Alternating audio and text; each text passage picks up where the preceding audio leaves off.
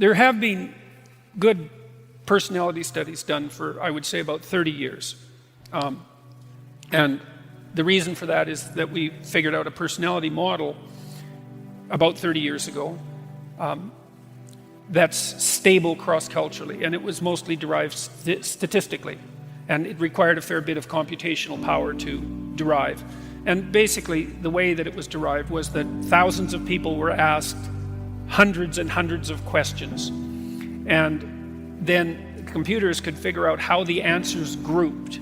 So if you were likely to say yes to question A and also to question J, maybe that was a tendency across a large group of people, and so you could assume that there was something similar about question A and J, and you could sort the questions into groups. And it turns out that questions about personality sort into 5 groups. And there's some argument about exactly the right number, but it doesn't matter. It's somewhere between 5 and 7, and you can break the 5 down into 10, but whatever. We've got a pretty good overall descriptive structure, like the periodic table of the elements for personality.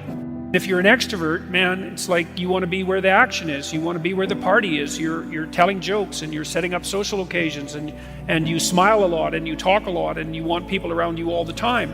And a tremendous amount of that is influenced genetically. And you can tell that if you have children, because your children are like that. My son's quite extroverted.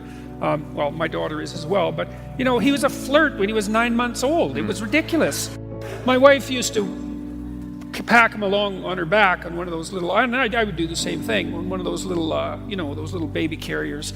And I can remember one time we were on a cruise ship, just taking a small cruise from Maine to Nova Scotia, and we got on the boat, and we were wandering through a group of people, and it was like being with a rock star, because he was sitting in the back of the little baby holder, smiling away, like flirting like mad, and waving at everyone, and that was there right at 9 months. And so people differ in extroversion, and that's positive emotion. They differ in neuroticism, and that's negative emotion. Some people are much more sensitive to depression and grief and anxiety. Their threshold for threat is a lot lower. Some people are agreeable rather than disagreeable, and agreeable people are very empathic and self-sacrificing. And the empathic part is good because, it's useful to be empathic, especially if you're caring for people who are in real trouble. But the self-sacrificing isn't so good. That can make you resentful and also decrease the probability that you're going to be successful in your salary negotiations and so forth. So those of you who are agreeable and have a hard time standing up for yourself and fighting, you'll fight for other people but not for yourself, it's a very good skill to develop, that ability to watch your resentment and see what you need and then make a case for it. It's a hard thing to learn. People differ in conscientiousness, that's orderliness and industrious, and they differ in creativity, which is openness. And a lot of that's genetic. It's there to begin with. Now you can move that with the environment, but you have a character. It's there. Liberals are higher in openness, that's trait creativity, and lower in conscientiousness, especially orderliness. And that seems to be because they believe, or their let's say their niche is an informational niche. They believe that the free flow of information is worth the risk. So that'd be the free flow of people across borders, the free flow of ideas across borders, the free flow of concepts across categories. They'd rather that the borders were permeable. Now the conservatives are low in openness and high in conscientiousness, especially orderliness, and they take the opposite tack. They think, well, yeah, there's danger in too much openness. There's danger in borders that are too permeable. Things can change too fast. Entire societies can become destabilized, and everyone can end up not knowing which way is up. And the thing is that both of those attitudes are correct. It depends on the time. Sometimes things are changing so fast that everybody's knocked off their feet and things are falling apart. And sometimes things are so rigid that there isn't any new water flowing and everything's ground to a halt. You see that in corporations very often. where they get ossified and then they collapse. You know, the average Fortune 500 company only lasts, I think now it's only 24 years. And the duration of their occupation of the top Fortune 500 space is getting shorter and shorter every year. You need liberals because now and then the right thing to do is to come up with something new. And you need conservatives because now and then the right thing to do is to do what everybody has always done. So, you know, Silicon Valley tends to be liberal. Everyone knows that. And the reason for that is that there's a tremendous number of entrepreneurs there. And entrepreneurs tend to be high in openness and lower in conscientiousness. So they're creative, but they're also willing to break rules, you know, which you kind of have to do. Hopefully not to a criminal extent. Well, you know, it's tricky when you're trying to establish something new, because look at a company like Uber. You know, they had to bend the rules to be successful. And those companies that have rented those scooters out and put them on the streets everywhere, you know, they just kind of went ahead and did it.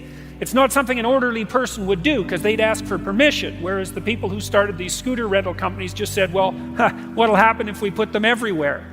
And the answer was, that seemed to work. But you have to have a rule-breaking proclivity in order to manage that.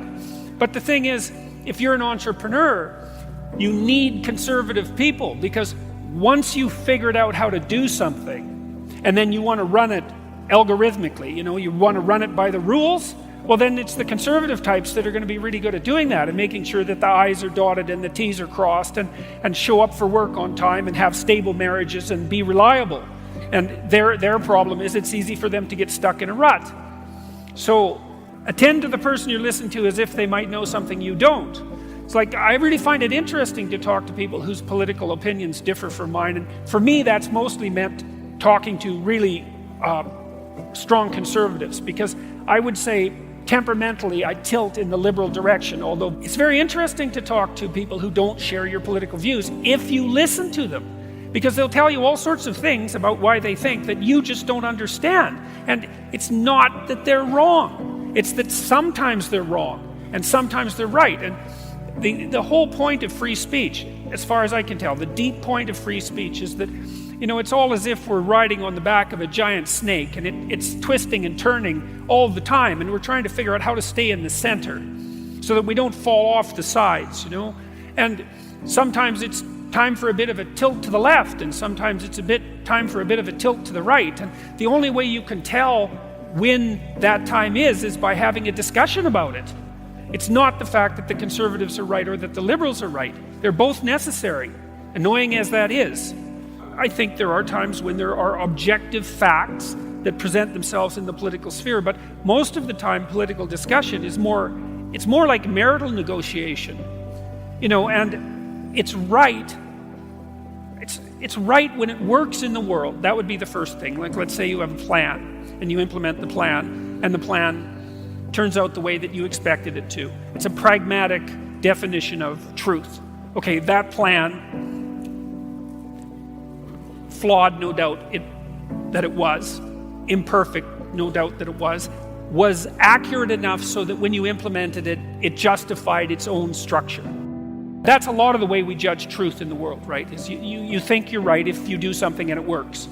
And that doesn't mean you're 100% right, and it doesn't mean it's going to work forever, but because you're ignorant and because your knowledge is limited, that's kind of what you've got. And so that's one form of truth. And then another form is, well, can we agree in a negotiated manner? I mean, I've been trying to identify 100% truths, the 100% truths, let's say, that sit at the bottom of our societies. And one of the things that I believe to be true is that the idea that the individual is properly sovereign, I believe, is as true as any idea that human beings have ever come up with. I think that idea works. Not everyone would agree with that. But the more complex the situation, the harder it is to extract out something approximating an objective truth. And so then so much of it depends on negotiation and discussion.